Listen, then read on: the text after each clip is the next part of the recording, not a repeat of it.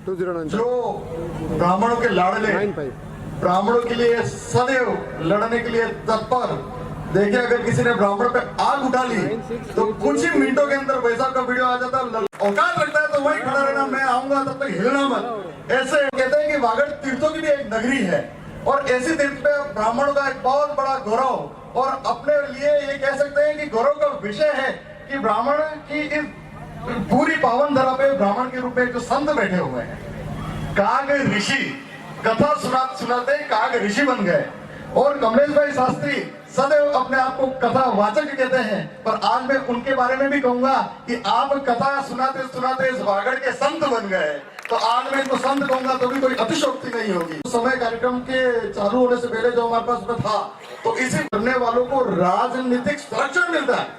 वो इस तरह की हरकत करते हैं तो उनको बुलाया जाता है, वो फेमस होते हैं, न्यूज पे चलते हैं और उनकी बातें होती है और सोशल मीडिया पे उनका ट्रेंड होता है। और उसके बाद देखा जाता है कि कभी कोई विधायक बनता है तो कभी कोई एमपी बनता है तो कभी कोई कहां में जाकर के किस तरह का नमन करते हुए कहता हूं कि आज आपने जो आपकी शक्ति का जो आपने परिचय दिया है, अगर आप इसी तरह से शक्ति प्रदान करते रहेंगे तो इधर बैठे हुए जो हमारे युवा पुरुष और हृदय से जो हमको प्राप्त होता है वो भी आपसे प्रेरणा लेंगे। परशुराम, जय जय परशुराम। धन्यवाद। आदरणीय प्रमुख साहब श्री तिवारी जी, प्रदेश अध्यक्ष श्री शर्मा जी, गुरुदेव जी श्री शास्त्री साहब, जो एकता के बारे में जो बातें बतानी थी वो मेरे पूर्व के वक्ताओं ने बता दी है। और मैं चाहता हूं कि ब्राह्मणों के बारे में ज्यादा से ज्यादा हमारे प्रमुख साहब बोले और बताएं और कैसा क्या करना है वो सब वो उनको राय दे। मैं तो बस ये एक घोषणा आपके आशीर्वाद से करने जा रहा हूं कि ये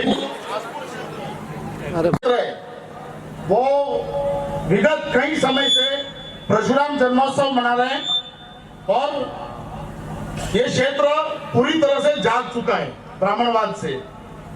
अब हम चाह रहे हैं कि इसी यात्रा को, इसी परशुराम जन्मोत्सव की यात्रा को हम आप सबके आशीर्वाद से, मैं यहाँ हमारे उद्योगपति और प्रसिद्ध चेहरे हैं इस क्षेत्र के श्री विनोद जी जोशी को बुला रहा हूँ कि इस कार्यक्रम का अगला जो कार्यक्रम है उसका जो झंडा है वो पुनाली, जो इस इतना ही एरिया, इतना ही बड़ा कस्बा है, वो पुनाली में ये अगला कार्यक्रम करें आप सबके आशीर्वाद से और एक नया इतिहास रचे।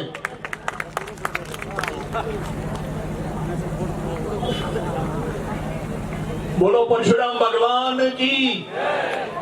जिस प्रकार से लगातार आसपुर में यह कार्यक्रम हो रहा है और अब पूरे जिले में अलग अलग क्षेत्रों में इस प्रकार के कार्यक्रम कर विप्र सेना ब्राह्मणों को जगाने का काम करती है, उसी में से मैंने और हमारी कमेटी के पुनाली के अध्यक्ष हैं शिव मंदिर के, उनसे सलाह लेकर मैंने यह निर्णय लिया है कि अगली बार पुनाली में परशुराम जयंती के बाद के दिन में इसी प्रकार का भव्य कार्यक्रम करेंगे, यह घोषणा करता हूं। धन्यवाद। आंखों में पस्त होना कमाल बुज़दिली है, अपनी ही आंखों में पस्त होना। अगर थोड़ी सी जरूरत हो तो क्या कुछ हो नहीं सकता। अरे उभरने ही नहीं देती बेईमानियां दिल की, वरना कौन सा खतरा है जो तूफान नहीं हो सकता। इसी के साथ आमंत्रित करो जोरदार करतल ध्वनि से पूरे पंडाल में ऊंचे हाथ करके तालियां बजा के आप स्वागत करेंगे विप्र सेना के राष्ट्रीय अध्यक्ष परम आदरणीय भाई साहब सुनील विद्यल। ये बीच में कोई उठेगा नहीं, हमारे प्रमुख हमारे बीच में आए, आप सब एक बार बैठ जाएं। जिंदाबाद जिंदाबाद, तिवारी जिंदाबाद जिंदाबाद जिंदाबाद। अनिल जी संघर्ष करो, हम तुम्हारे साथ हैं। अनिल जी संघर्ष करो। आज के इस भव्य कार्यक्रम में मैं मंच पर विराजमान सभी का स्वागत करता हूं और मेरे सामने बड़ी संख्या में उपस्थित मेरी माता बहनों का स्वागत करता हूं। और मैं केवल आप लोगों के 5 मिनट लूंगा, ध्यान से मेरी बात को सुनना, क्योंकि हम भी जयपुर से चल के यहाँ आए, केवल भाषण देने के लिए और केवल यहाँ खाना खाने के लिए नहीं आए। और ना हमारा इतना फालतू समय है। आपका और हमारा सबका समय बहुत महत्वपूर्ण है। 5 मिनट केवल आपके चाहिए, केवल 5 मिनट। जो मेरी आवाज को सुन रहे हैं जहां है वहीं रुक जाए।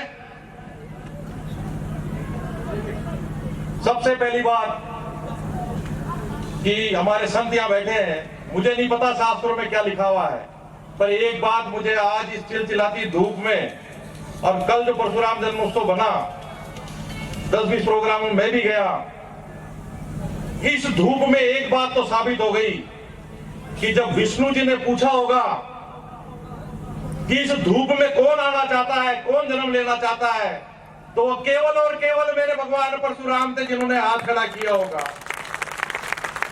जहां आदमी पैदल नहीं चल सकता वहां मेरी माताएं कलश लेके, और केवल यहां आसपुर में नहीं पूरे प्रदेश में लाखों की संख्या में आप ऐसे तस्वीरें, ऐसे वीडियो देख सकते हो कि हमारी माताओं ने कलश सर पे लेके इस धूप में परशुराम जन्मोत्सव को बनाया है। इनको कोई शौक नहीं आ रहा है। आपने तो फिर भी किसी ने कुर्ता पहन रखा है, पैजामा पहन रखा है, हाफ शर्ट पहन रखी है, पूरी साड़ियां और सर पे घूंघट और उसके ऊपर ये कलश।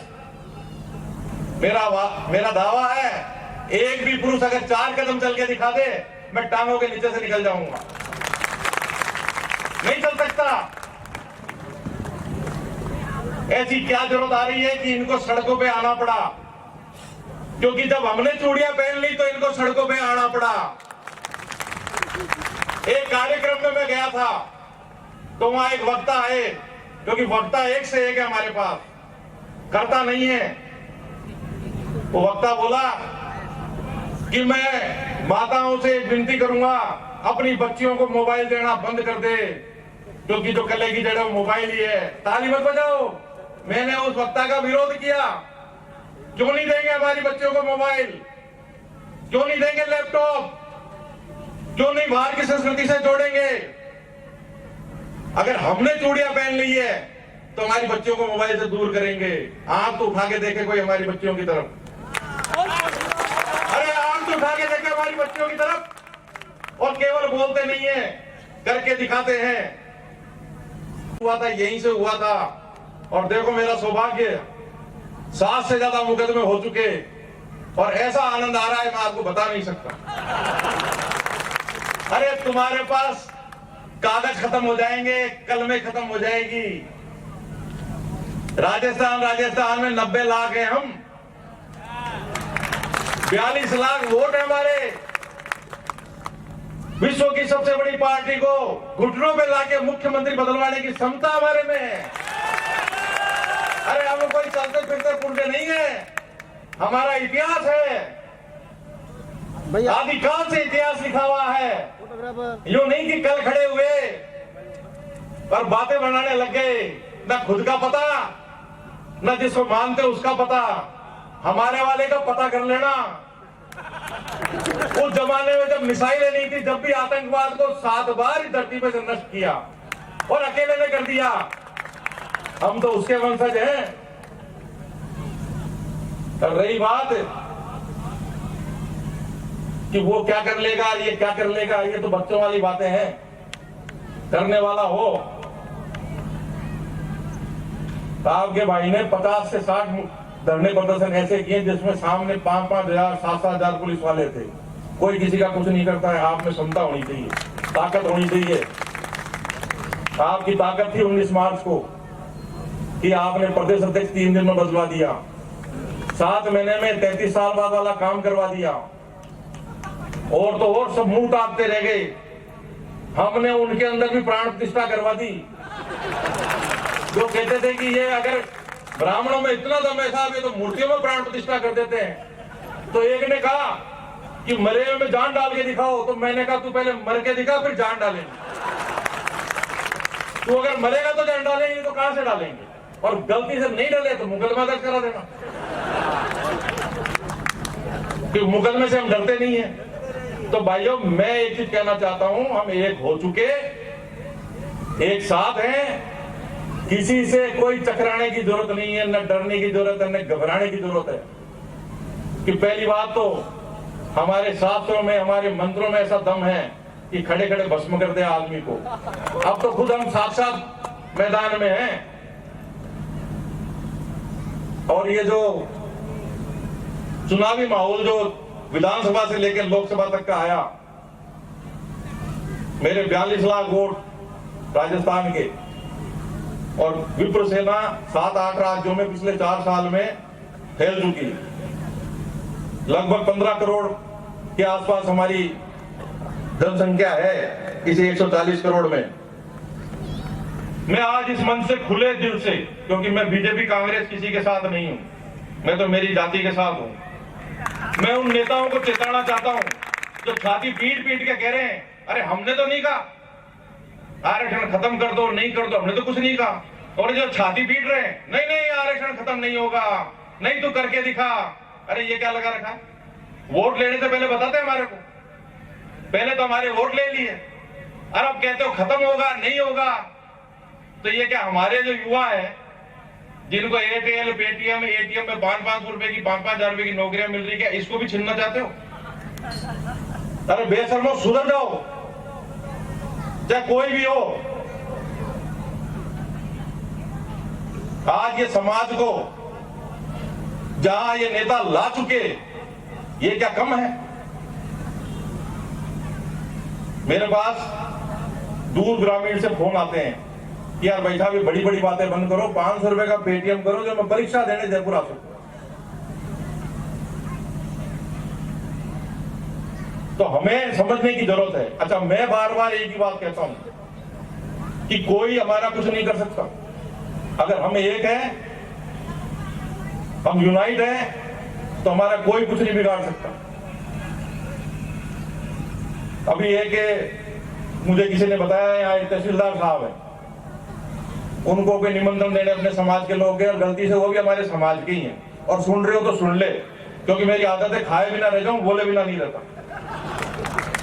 तो वो ज्ञान देने लगे कि देखो एक कहानी सुनाता हूं, मेंढक होते हैं, केकड़े होते हैं। अरे पहली बात तो ब्राह्मण जैसा कुछ होता ही नहीं, तू दुष्ट है, तेरी आत्मा दुष्ट है कि जो ब्राह्मणों को मेंढक और इनसे तोड़ रहा है। कहां होते हैं? ऐसा तो कोई धरती पे ही नहीं हुआ, हमारे जैसा तो पूरे ब्रह्मांड में नहीं होता है। और हमें किसी को ज्ञान ना देने की जरूरत, ना लेने की जरूरत। अगर सनातन के प्रथम पंक्ति का कोई सैनिक रक्षा करने वाला तो वो मेरा ब्राह्मण है। तो ऐसे दुष्टों को भी सुधरने की जरूरत है, क्योंकि ऐसे क्षेत्र में बैठ के अगर हमारे ही समाज बंधु इस तरीके की घटिया बातें करेंगे तो हमारा कैसे उद्धार होगा? और फिर मैं एक बात कहूंगा आपको कि जैसे हमारे जीतू जी ने एक अलग जलाई है, इस व्यक्ति में कुछ तो अलग है जो मैं देख रहा हूं। अलग इसलिए कल मेरे को भी धमका दिया एक बात कि भाई साहब नहीं आऊंगे तो मैं, मतलब मंच पे क्या बोलूं, माताएं बैठी है, तो मैं कह नहीं भाई आएंगे, क्या करें, डर गए। तो जीतू जी की जो मेहनत है ये आपके सामने, ये पंडाल आप जो देख रहे हो, ये शायद 2 बार तूफान में जा चुका। कोई घबराने चकराने की जरूरत नहीं है। वागड़ में कितने हो उसको मत गिनो, राजस्थान में कितने उसको मत गिनो, देश में 15 करोड़ से ज्यादा हो और सब यूनाइट है। मुझे पता है, आज इस विप्र सेना के पेज पे चले जाओ, आपको 2-2.25 करोड़ से ज्यादा इसके फॉलोअर मिलेंगे। अरे 2 करोड़ छोड़ो, 7 करोड़ तो इसकी आबादी है राजस्थान की। हमें सनातन का हमेशा ध्यान रखना है। और फिर मैं आज एक बड़ी अजीब सी बात कहता हूं आपको, जो हो सकता है किसी को बुरी भी लगे, कि ये जो आपस में जातियों को लड़ाने का काम है, ये नेताओं का काम है। और भगवान ने जिस जगह हमें बैठाया है कि हम सबको साथ लेके चले, हमारा किसी से कोई विवाद नहीं है। मेरे को आज तक आपने 4 साल में किसी मन से किसी जाति के लिए एक अपशब्द नहीं कहते हुए सुना होगा, ना विप्र सेना के प्लेटफॉर्म से हमने आज तक किसी को एक अपशब्द नहीं कहा। हाँ, अगर हमें किसी ने कहा तो मैं कहता हूं वो व्यक्ति कहता है, उसकी जाति नहीं कहती। हमारी जाति में भी एक व्यक्ति खराब हो सकता है, उनकी जाति में भी। इसके पश्चात पुरुष और युवा वर्ग भोजन करेंगे। गोल, खेड़ा और सभी ब्राह्मण समाज से है। मैं आभार व्यक्त करूंगा शास्त्री जी का, जिन्होंने खरीदा और सागवाड़ा में अलग जगा रहे हैं, और धन्यवाद दूंगा सलूंबर से। आप आगे लाइन करते जाएं। फोटोग्राफी जिनके हो जाते में और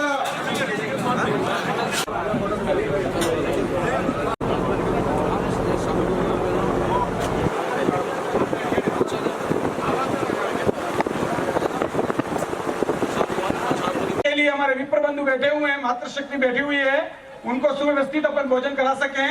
और ये पानी के जो खाली, भाई रितेश, जो पानी के खाली,